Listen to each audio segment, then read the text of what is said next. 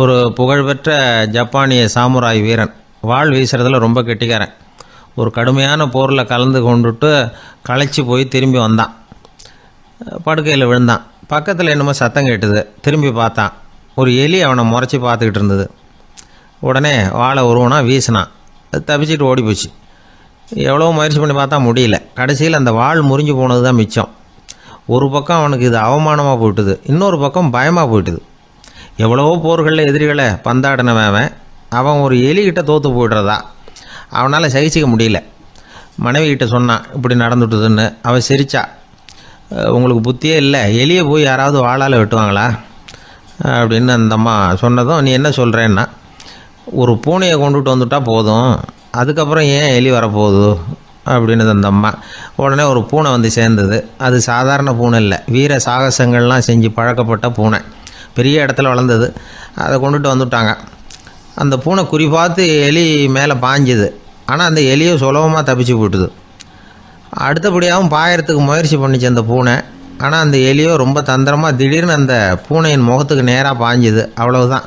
அந்த பூனை பயந்து போய் ஒரே தாவி ஜன்னல் வழியாக வெளியில் ஓடி போச்சு. அந்த வீரனுக்கு இது ஒரு பெரிய அதிர்ச்சியாக இருந்தது. அடுத்தபடியாக யோசனை பண்ணான். ராஜா வளர்த்துக்கிட்டு இருந்த அரண்மனை பூனையை ஒரு நாள் ஏரவலா கேட்டு வாங்கிட்டு வந்தான். ஊர் உலகம்லாம் பேர் வாங்கின பூனை அது. அந்த பூனையாலும் அந்த எலியை ஒன்றும் செய்ய முடியல. வீரனுக்கு ரொம்ப அதிர்ச்சி. அந்த அரண்மனை பூனைகிட்டையே போய் புலம்புனான். அரண்மனை பூனையே, நீயே தோற்று போயிட்டியே, இனிமேல் நான் என்ன செய்ய முடியும்னா. அந்த பூனை சிந்திச்சுது. அப்புறம் சொல்லிச்சு, இந்த காரியத்துக்கு இந்த மேல்மட்ட விவகாரம்லாம் சரிப்பட்டு வராது. சாதாரண வீட்டு பூனை கிடச்சிதுன்னா அதை கொண்டுகிட்டு வந்து விட்டுப்பார் அப்படின்னுது. சாதாரண பூனையால் என்ன செஞ்சிட முடியும்னா இவன் நம்பிக்கை இல்லாமல்.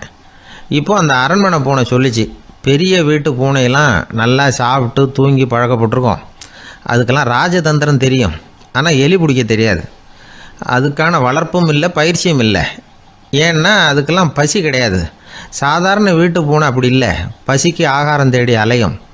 எலிகளை பிடிச்சி சாப்பிட்டுட்டு தான் உயிர் வாழும்.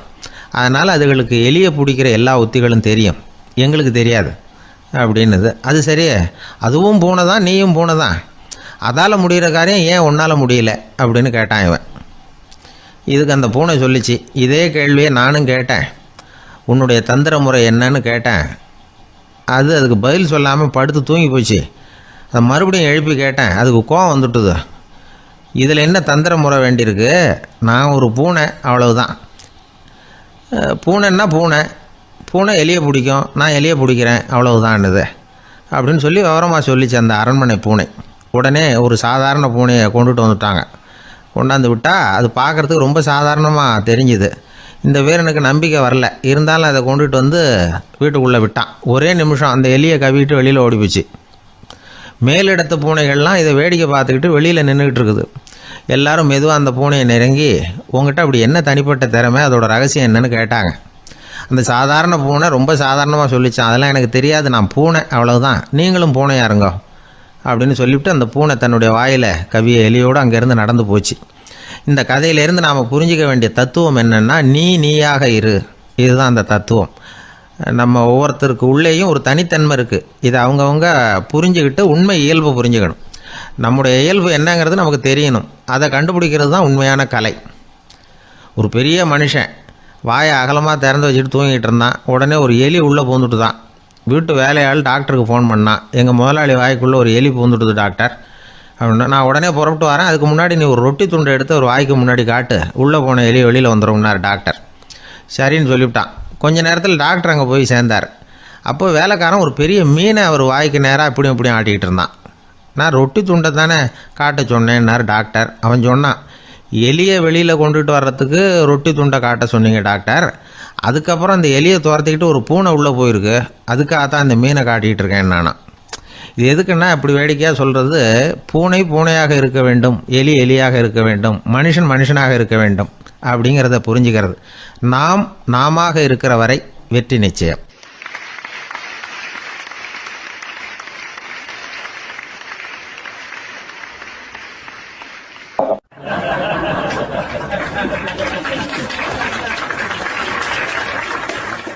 ஒரு ரயில் போய்கிட்டு இருக்கு.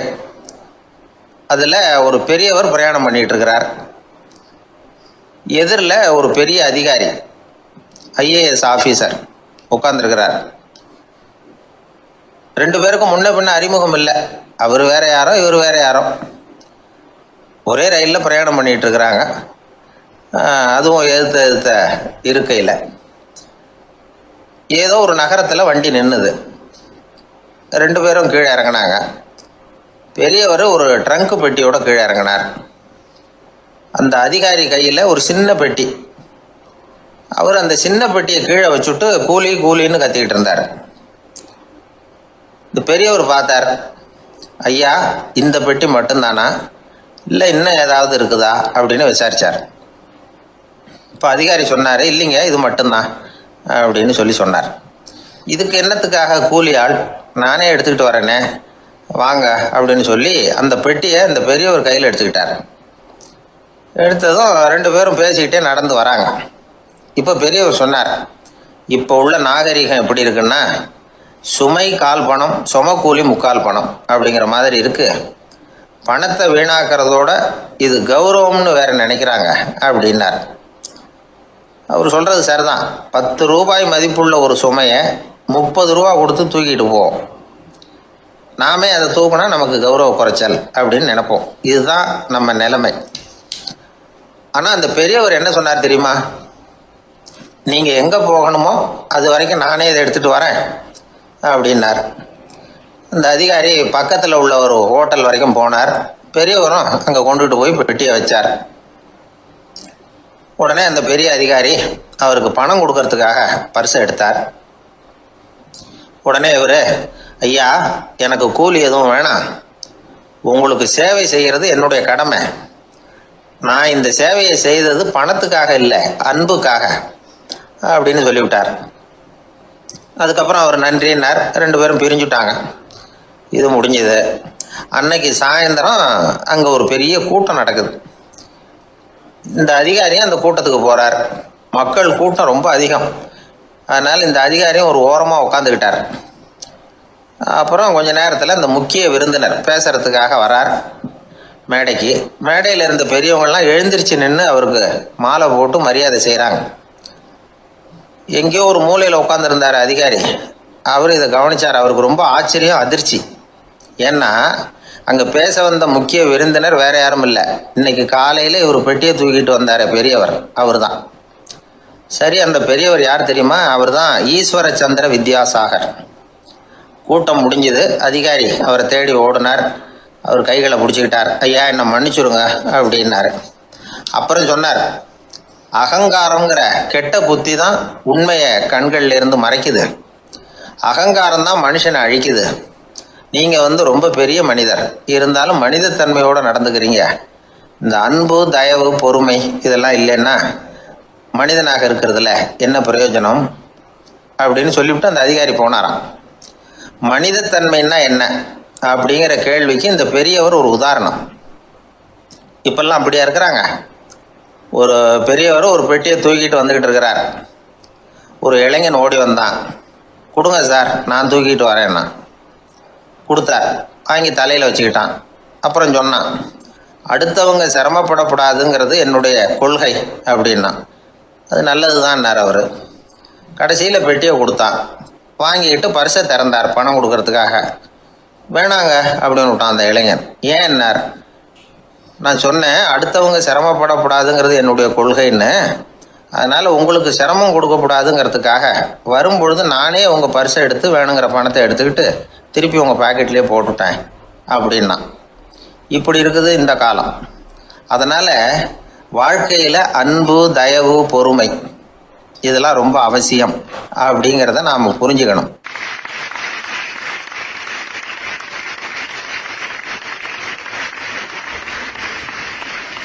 முன்னோர்கள் உங்களுக்கு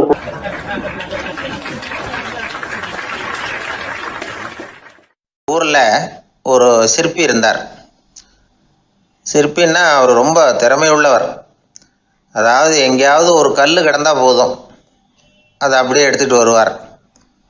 கொஞ்ச நாள் கழித்து அவர் இடத்துக்கு போய் பார்த்தா அழகாக ஒரு சிற்பம் உட்காந்துருக்கும். இந்த கல்லாக கிடந்தது சிற்பமாக மாறி இருக்கும். அந்த அளவுக்கு பண்ணிவிடுவார் அப்பேற்பட்ட சிற்பி. எப்படிங்க அவ்வளவு மோசமான ஒரு கல்லில் இருந்து இவ்வளவு அழகாக ஒரு சிற்பத்தை உங்களால் வடிக்க முடிஞ்சுது அப்படின்னு கேட்டால், அது ஒன்றும் பெரிய விஷயம் இல்லைங்க. இந்த சிற்பம் ஏற்கனவே அந்த கல்லுக்குள்ளே இருந்தது. இதை சுற்றி இருக்கிற வேண்டாத பகுதிகளெல்லாம் உளியால் கொத்தி எடுத்துவிட்டேன், அவ்வளவுதான் என் வேலை. உடனே உள்ளே இருந்த இது வெளியில் வந்துட்டுது அப்படிம்பார். அந்த அளவுக்கு திறமைசாலி. ஒரு சின்ன பாறை இல்லைன்னா கருங்கல்ல பார்த்துட்டாருன்னா போகிறோம், விடமாட்டார். அந்த கல்லோட அமைப்பை கவனித்து பார்த்துட்டு இதுக்குள்ளே ஒரு வீரன் ஒளிஞ்சிருக்காம்பார். அவர் கண்ணுக்கு தெரியும். இந்த கல்லுக்குள்ளே ஒரு துறவி உட்காந்துருக்காரும்பார். நமக்கெல்லாம் வெறும் கல்லாக தான் தெரியும். இந்த கல்லுக்குள்ளே ஒரு நடன மங்கை நடனம் ஆடிக்கிட்டு இருக்கா அப்படிம்பார். உடனே அந்த கல்லை கொண்டுகிட்டு வருவார். அவர் சொன்னது மாதிரியே உள்ளே இருக்கிற அவங்களையெல்லாம் வெளியில் கொண்டுகிட்டு வந்துடுவார். அதாவது வேண்டாத பகுதிகளெல்லாம் கொத்தி எடுத்துருவார். அவர் மொழியில் சொல்லப்போனால், இந்த சிற்பிக்கு ரொம்ப நாளாக மனசுக்குள்ள ஒரு ஆசை. அதாவது உண்மை, தூய்மை, இதுக்கு உதாரணமாக இருக்கக்கூடிய புத்தர் சிலையை வடிக்கணும் அப்படிங்கிறது அவரோட ஆசை. ஆனால் அந்த ஆசை நிறைவேறாமலே இருந்துக்கிட்டு வந்தது. அதுக்கு என்ன காரணம்னா, அதுக்கு தகுந்த மாதிரி ஒரு கல் கிடைக்கல. கல் கிடைச்சா அதை செஞ்சுருவார். ரொம்ப காலமாக அங்கே இங்கே தேடி அலைஞ்சார். இந்த புத்தர் சிலை வடிக்கிறதுக்கு பொருத்தமாக ஒரு கல் கிடைக்குமா அப்படின்னு சொல்லி கண்ணில் படுற கல்லையெல்லாம் உத்து உத்து பார்ப்பார். உள்ளே புத்தர் இருக்காரான்னு கவனிப்பார். இருக்கிற மாதிரி எதுவும் தெரியல அவர் கண்ணுக்கு. சரி, இதுக்கு என்ன செய்யலாம்னு யோசனை பண்ணார். நேராக ஒரு புத்த மடாலயத்துக்கு போனார். அங்கே இருக்கிற ஒரு புத்த துறவியை சந்தித்தார். அவர்கிட்ட விசாரித்தார், சுவாமி, புத்தரின் தூய்மை ஒளிஞ்சிருக்கிற அந்த கல் எங்கே கிடைக்கும் அப்படின்னார். அந்த கல் இருக்கிற இடம் எதுன்னு இன்னமும் உங்களுக்கு தெரியலையா அப்படின்னு கேட்டார் துறவி. இல்லைங்க, அதுக்காகத்தான் அலைஞ்சிக்கிட்டு இருக்கிறேன் அப்படின்னார் இவர். சரி, கவலைப்படாதீங்க, ஏன் கூட வாங்க காட்டுறேன் அப்படின்னு அழைச்சிட்டு போனார். எங்கே போனார்னா, அந்த மடாலயத்தின் பின்பக்கம் போனாங்க. 2 பேரும் போனாங்க. அங்கே போய் பார்த்தா அங்கே ஒரு கிணறு இருந்தது. என்ன அது, நாம் கேட்டது கல், இவர் அழைச்சிட்டு வந்து காட்டுறது கிணறு அப்படின்னு இவருக்கு சந்தேகம். ஒரு மாதிரியாக பார்த்தார். அவர் சொன்னார், துறவி, எட்டி பாருங்க உள்ள அப்படின்னாரு. கிணறுக்குள்ளே என்ன இருக்கும்னு இவருக்கு தெரியாதா, இருந்தாலும் அவர் சொல்கிறாரு அப்படின்னு சொல்லி எட்டி பார்த்தார். பார்த்தா அதில் தண்ணி இருந்தது. அந்த தண்ணியில் தன்னோட உருவம் தெரிஞ்சுது. இப்போ அந்த புத்த ஞானி சொன்னார், துறவியாரே, புத்தரை நாம தான் ஒளிச்சு வச்சிருக்கிறோம், நமக்குள்ள தான் அவர் மறைஞ்சிருக்கிறார். அவரை அடையாளம் தெரியாதபடி மூடி இருக்கிறது எது தெரியுமா? நம்மக்கிட்ட இருக்கிற கோபம், போலித்தனம், பதட்டம், ஆசை, இதெல்லாம் தான். அறிவு அப்படிங்கிற ஒளியால் அதையெல்லாம் செதுக்கி எடுத்துட்டோம்னா அந்த அழகான புத்தர் வெளியில் வந்துடுவார் அப்படின்னு சொன்னார் துறவி. அதனால் நமக்குள்ளே இருக்கிற நம்மளை நமக்கே அடையாளம் தெரியல அப்படிங்கிறது தான் உண்மை. இந்த உண்மையான மனிதன் உள்ளே இருக்கிறான்.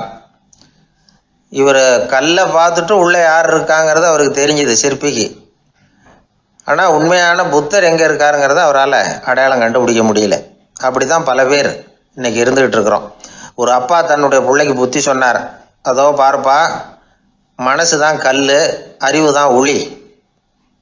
உன்னுடைய மனசுங்கிற கல்லை அறிவுங்கிற ஒளியால் செதுக்கி அழகான மனிதனா நீ வெளியில் வரணும்னார். அதுக்காக தான்ப்பா தேடிக்கிட்டு இருக்கேன்னா அவன். மனசுங்கிற கல்லை தேடிக்கிட்டு இருக்கிறியா அப்படின்னு கேட்டார். இல்லைப்பா, அறிவுங்கிற ஒளி எங்கே இருக்குன்னு தெரியல எனக்கு, அதை தான் தேடிக்கிட்டு இருக்கிறேன் அப்படின்னு நானா. அதனால் அறிவை தேடிக்கிட்டு இருக்கிறவன் என்னைக்கு உண்மையை கண்டுபிடிக்க போகிறான், அதையே கண்டுபிடிக்க முடியலைங்கும் பொழுது. அதனால் நாம் யார் அப்படிங்கிறது நமக்கு அடையாளம் தெரியணும். அந்த அடையாளம் தெரிஞ்சுட்டா வாழ்க்கையில் வெற்றி நிச்சயம்.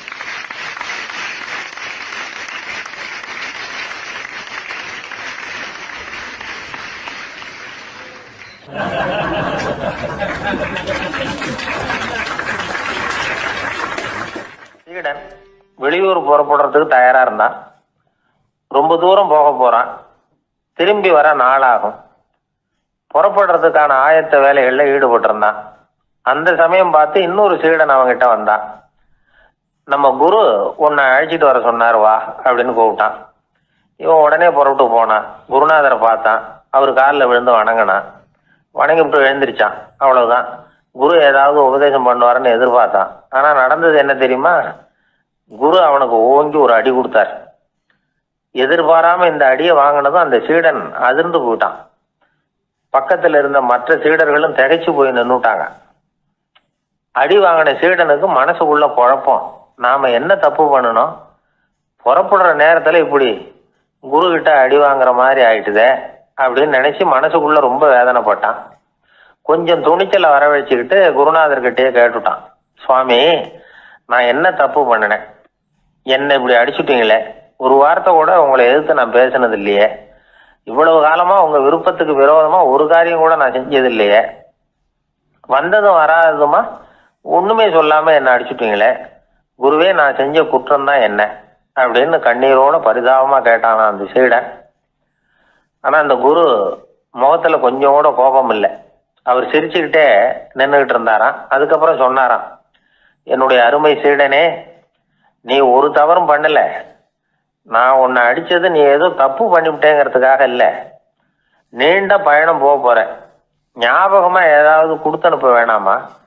நீ ஞானம் பெற்ற பிறகுதான் திரும்பி வர போறேங்கிறது எனக்கு தெரியும். அதுக்கு பிறகு உன்னை வந்து அடிக்க முடியுமா? அதனால இப்ப கிடைச்சிருக்கிற இந்த வாய்ப்பை பயன்படுத்திக்கிட்டேன்.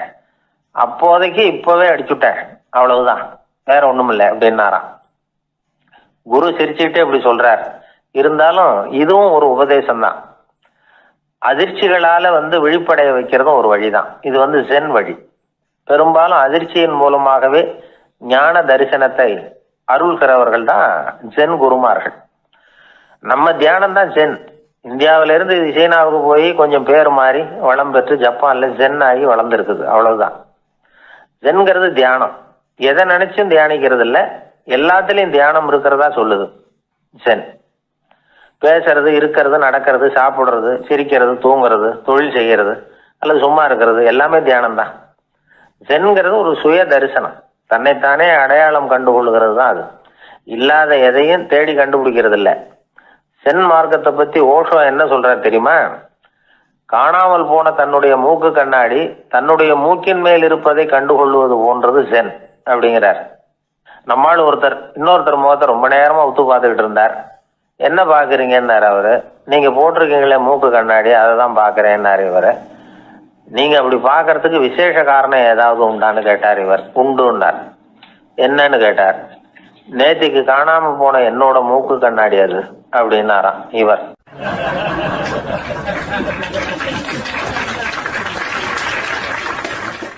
ஒரே ஒரு ஊர்ல ஒரு ராஜா இருந்தார், ரொம்ப நல்லவர். ஒரு நாள் அரண்மனையில விசாரணை நடந்துகிட்டு இருக்குது. அதுல ஒரு வழக்கு. ஒரு விவசாயி வந்து புகார் கொடுக்குறார். என்ன புகார்னா, அவர் வயல்ல ஆடுகள் வந்து மேய்ஞ்சி பயிரை அழிச்சுட்டுது. நிறைய உழைச்சி செலவு பண்ணி பயிரை உண்டாக்கி வச்சிருந்தேன், எல்லாம் போயிட்டுது. இனிமே நான் என்ன செய்யறது? நீங்க தான் சரியான தீர்ப்பு வழங்கணும் அப்படின்னார் அந்த விவசாயி. அந்த ஆடுகளுக்கு சொந்தக்காரர் யாருன்னு கண்டுபிடிச்சி அரண்மனைக்கு அழைச்சிட்டு வாங்கன்னு உத்தரவு போட்டார் ராஜா. சேவகர்கள் போனாங்க, ஆளை கண்டுபிடிச்சாங்க, கூப்பிட்டுக்கிட்டு அரண்மனைக்கு வந்துட்டாங்க. ராஜா விசாரணை பண்ணாரு. அப்புறம் விசாரிச்சு முடிச்சுவிட்டு தீர்ப்பு வழங்கினார். இந்த விவசாயி அடைந்திருக்கிற இழப்புக்கு ஈடாக உன்னுடைய ஆடுகளை அவங்ககிட்ட கொடுத்துட வேண்டியது அப்படின்னு சொல்லிவிட்டார். உன்கிட்ட இருக்கிற ஆடு பூரா அவன்கிட்ட கொடுத்துரு, அந்த ஆட்டுனால ஏற்பட்ட இழப்பு சரியா போகட்டும் அப்படின்னு தீர்ப்பு வழங்கிட்டார். அந்த மன்னருடைய மகன் இதை பார்த்துக்கிட்டே உட்காந்துருந்தான். இந்த தீர்ப்பை இன்னும் கூட சிறப்பா வழங்கலாமே அப்படின்னு நினைச்சான். அப்பா கிட்ட சொன்னான். உடனே அந்த அரசர், சரி நீயே இதுக்கு சரியான தீர்ப்பு சொல்லு அப்படின்னார். அந்த இளவரசன் தீர்ப்பு சொல்றான். அவன் சொன்ன தீர்ப்பு என்னன்னா, உங்ககிட்ட இருக்கிற ஆடுகள் எல்லாத்தையும் ஒரு வருஷ காலத்துக்கு அந்த விவசாயிகிட்ட ஒப்படைச்சிட வேண்டியது. அந்த ஒரு வருஷத்துக்குள்ள அந்த ஆடுகள் போடுற குட்டிகள், பால், எரு எல்லாம் விவசாயி எடுத்துக்க வேண்டியது. ஒரு வருஷத்துக்கு அப்புறம் உங்களுடைய ஆடுகளை நீங்களே திருப்பி வாங்கிக்க வேண்டியது. இதுதான் இளவரசன் சொன்ன தீர்ப்பு. இது சரியான தீர்ப்பு தான். இனிமே என்னுடைய அரச பொறுப்புகளை இளவரசர் வசம் ஒப்படைக்கிறேன் அப்படின்னு சொல்லி ஒப்படைச்சுட்டாராம்.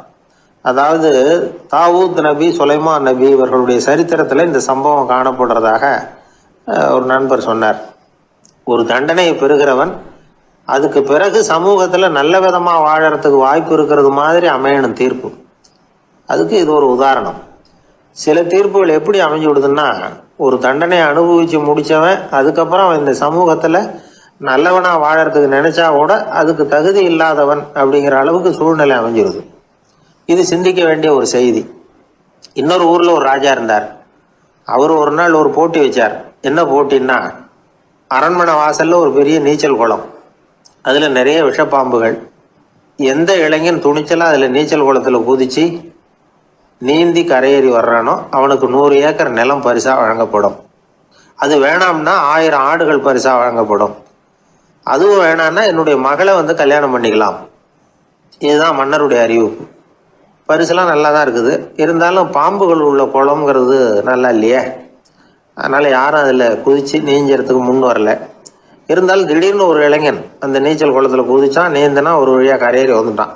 மன்னருக்கு ரொம்ப மகிழ்ச்சி. நீ தான் தைரியமான இளைஞன், வா இப்படின்னு கூப்பிட்டார். கிட்ட வந்தான்.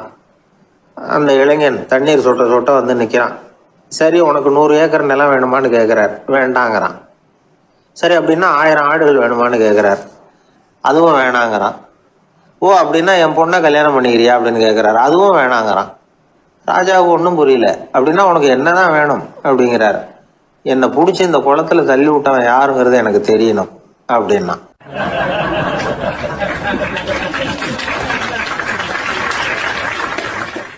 வாழ்க்கையில வெற்றி பெற என்ன வழி? இது ஒரு முக்கியமான கேள்வி. இதுக்கு எல்லாரும் பொதுவாக சொல்ற ஒரு பதில், உழைச்சா வெற்றி பெறலாம் அப்படிங்கிறது தான். வாழ்க்கையில வெற்றி பெற உழைப்பு மட்டும் இருந்தா போதாது, நேர்மையும் வேணும் அப்படிங்கிறார் பால் ஹாஃப்மேன். இவர் யார் தெரியுமா? இவர் ஒரு பெரிய பொருளாதார நிபுணர். 2வது உலகப் போர் முடிஞ்ச சமயம் அப்போ இவர் அமெரிக்காவின் நிதி ஆலோசகராக இருந்தார். தன்னுடைய வாழ்க்கையில நடந்த பழைய நிகழ்ச்சி ஒன்று அவர் சொன்னார். இளம் வயசுல படிச்சு முடிச்சதும் அவர் வேலை தேடிக்கிட்டு இருந்தாராம். அப்போ ஒரு கால்நடை வைத்தியர்கிட்ட போய் வேலை கேட்டிருக்கார். இவர் அங்க போன சமயத்துல அந்த டாக்டர் தன்னுடைய பழைய கார் ஒன்றை விற்பனை செய்யறதுக்காக வேற ஒருத்தர்கிட்ட பேரம் பேசிக்கிட்டு இருந்தார். வாங்க வந்தவர் இவர்கிட்ட அந்த காரை பற்றின விவரம்லாம் கேட்டுக்கிட்டு இருந்தார். கார் நல்ல நிலைமையில் இருக்குமா அப்படிங்கிற கவலை அவருக்கு. எல்லா விவரங்களையும் கேட்டுக்கிட்டு அவர் கடைசியாக சொன்னார், டாக்டர், இந்த காரை நீங்களே என்னுடைய ஊருக்கு ஓட்டிட்டு வர வேண்டியது. கார் எந்த ரிப்பேரும் ஆகாமல் என்னுடைய ஊருக்கு சேர்ந்துட்டுதுன்னா அங்கேயே நான் பணம் கொடுத்து இந்த காரை வாங்கிக்கிறேன் அப்படின்னார். நம்ம கார் அவ்வளோ தூரத்துக்கு வழியில் எந்த கோளாறும் இல்லாமல் போய் சேருமா அப்படிங்கிற சந்தேகம் டாக்டருக்கு. அவர் என்ன செஞ்சார் தெரியுமா? தன்கிட்ட வேலை கேட்டு வந்திருந்த இளைஞர் பால் ஹாஃப்மேனை கூப்பிட்டார். அவர்கிட்ட சொன்னார், இதை பாருப்பா, இந்த காரை நீ அவருடைய ஊர் வரைக்கும் நல்லபடியாக ஓட்டிகிட்டு போய் சேர்த்துட்டீங்கன்னா உனக்கு நான் வேலை கொடுத்து விட்றேன். அது மட்டும் இல்லை, காரு விற்கிற தொகையில் கமிஷனும் கொடுக்குறேன். என்ன சம்மதமா அப்படின்னு கேட்டார். ஹாஃப்மேன் யோசனை பண்ணார். அதுக்கப்புறம் சரின்னு சொல்லி சம்மதிச்சார். கொஞ்ச நேரத்தில் அவரும் கார் வாங்க வந்தவரும் புறப்பட்டாங்க. இவர் ரொம்ப சிரமப்பட்டு வழியில் எங்கேயும் நிறுத்தாமல் காரை ரொம்ப சாமர்த்தியமாக ஓட்டிகிட்டு போய் சேர்த்துட்டார். அவர் இவரை அழைச்சிக்கிட்டு வீட்டுக்குள்ளே போனார். அப்புறம் கேட்டார், இதை பாருப்பா, இப்போ சொல்லு, இந்த காரோட நிலைமை இப்போ எப்படி இருக்குது? உண்மையிலேயே இது நல்ல நிலைமையில் இருக்குதா? உன்னுடைய மனசாட்சிப்படி பதில் சொல் அப்படின்னார். இவரும் உடனே காரு நல்ல நிலைமையில தான் இருக்குது அப்படின்னு சொல்கிறதுக்கு வாயை திறந்தார். அதுக்குள்ள பார்வை எதிரில் உள்ள சுவர் மேலே பட்டுது. அங்கே இயேசுநாதர் படம் ஒன்று மாட்டியிருந்தாங்க. அதுக்கு அடியில் எழுதியிருந்த வாசகம் என்னன்னா, நீ பேசும் ஒவ்வொரு வார்த்தையையும் இயேசு கவனித்து கொண்டிருக்கிறார் அப்படின்னு இருந்தது. அந்த வரிகளை பார்த்தார். உடனே காரு சரியில்லை அப்படிங்கிற உண்மையை சொல்லிவிட்டார்.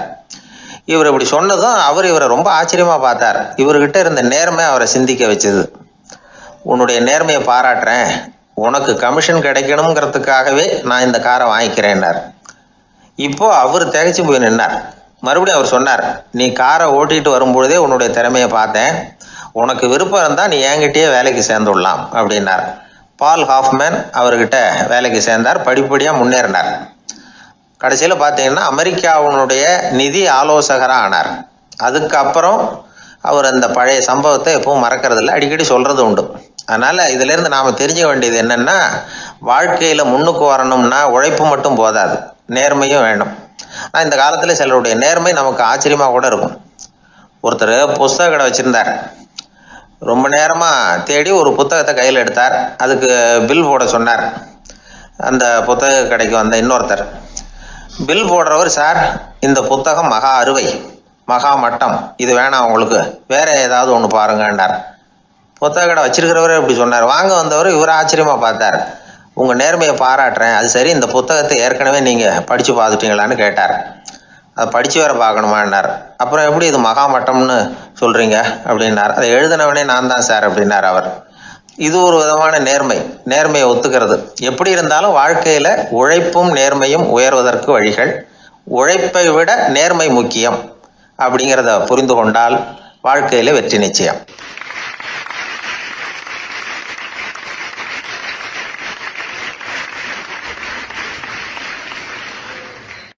ஒரு மனிதர், அவர் யாருக்கிட்டேயோ தொலைபேசியில் பேசிகிட்டு இருக்கிறார். கொஞ்சம் தூரத்தில் நாம் நிற்கிறோம். எட்டத்தில் இருந்துக்கிட்டு அவரை கவனிக்கிறோம், அவர் ஃபோனில் பேசுகிறத. அவர் பேசுகிற வார்த்தைகள் என்ன அப்படிங்கிறது நம்ம காதில் விழலை.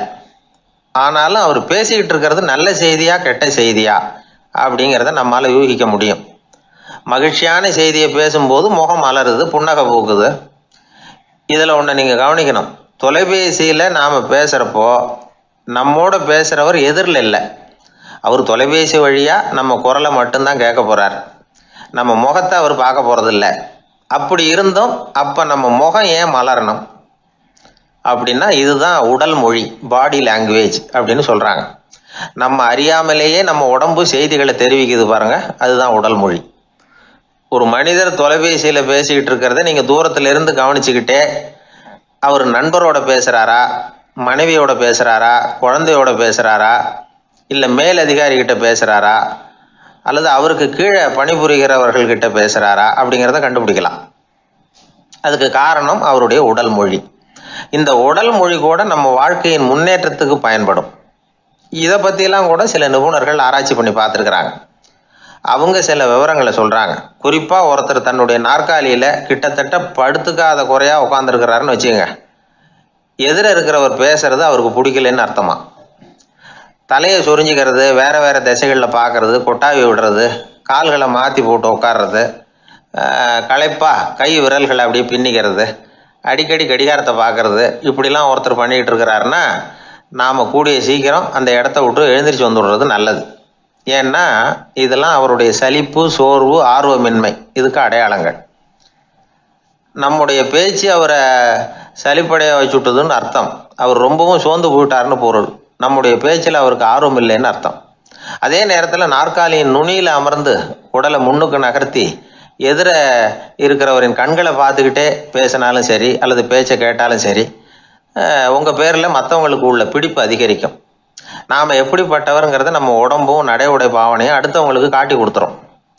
உங்கள் உடம்பு, உங்கள் பார்வை, நடை, உட்கார்ற விதம், இதை வச்சுக்கிட்டே நீங்கள் பொறுப்புள்ளவரா, முரடரா, அலட்சியமானவரா, மரியாதை தெரிஞ்சவரா, அடக்கமானவரா, நம்பிக்கைக்கு உரியவரா, நாணயம் இல்லாதவரா, பயந்தவரா, திறமசாலியா, அப்பாவியா அப்படிங்கிறதெல்லாம் கண்டுபிடிச்சிடலாம். அதனால் இந்த உடல் மொழியை புரிஞ்சுக்கிட்டு நம்மளை கொஞ்சம் சரிப்படுத்திக்கிட்டோம்னா வாழ்க்கையில் சுலபமாக பல காரியங்களை சாதிக்க முடியும். ஒரு மனநல மருத்துவமனை, அங்கே ஒருத்தர் ஒரு நாற்காலியில் உட்காந்துக்கிட்டு கார் ஓட்டுறது மாதிரி அப்படி பாவனை பண்ணிகிட்டு இருந்தார்.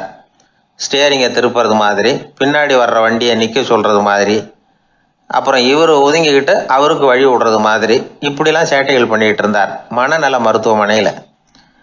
இதை பார்த்துக்கிட்டு இருந்த ஒருத்தர் பக்கத்தில் இருந்த இன்னொருத்தர்கிட்ட கேட்டார், இவர் ஏன் இப்படி பண்ணுறாரு, இவருக்கு ஏன் அப்படி வந்தது நிலைமை அப்படின்னு சொல்லி அவர் விசாரித்தார்.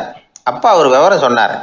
வேற ஒன்றும் இல்லைங்க, இவருக்கு கார் ஓட்டணும்னு ஆசை ரொம்ப காலமாக, அது நிறைவேறாமல் போயிட்டுது. அதுக்கப்புறம் அவர் மனநோயாளியாக மாறிட்டார். இங்கே அழைச்சிட்டு வந்தாங்க. இங்கே அழைச்சிட்டு வந்ததுலேருந்து அப்படி தான் பண்ணிகிட்டு இருக்கிறார். அவர் கார் ஓட்டுறது மாதிரிலாம் பாவனை பண்ணிகிட்டு இருப்பார், திருப்புறது மாதிரி பண்ணுவார், பின்னாடி வர்றவங்களுக்கு இடம் விடுவார், இப்படிலாம் செய்கிறார் அப்படின்னு விவரம் சொன்னாங்க. நீங்கள் சொல்லப்படாதா, இப்போ நீங்கள் கார் ஓட்டல, வெறும் நாற்காலியில் தான் உட்காந்துருக்குறீங்க அப்படின்னு நீங்கள் சொல்லப்படாதா அவருக்கு அப்படின்னு கேட்டாங்க. அது முடியாதுங்க, ஏன்னா அந்த காரை கழுவுறதுக்காக அவர் தினமும் எனக்கு 10 ரூபா கொடுத்துக்கிட்டு இருக்கிறார் அப்படின்னாராம் அங்கே வேலை செஞ்சுக்கிட்டு இருந்த ஒருத்தர். அதனால் வாழ்க்கையில் நாம் இந்த உடல் மொழியை புரிஞ்சுக்கணும்.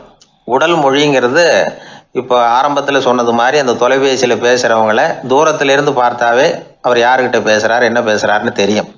நம்ம முகத்தை நல்லா வச்சுக்கணும். உடல் மொழியை நம்ம புரிஞ்சுக்கிட்டு பயன்படுத்த ஆரம்பித்தோம்னா எந்த முயற்சி பண்ணினாலும் அதில் வெற்றி நிச்சயம்.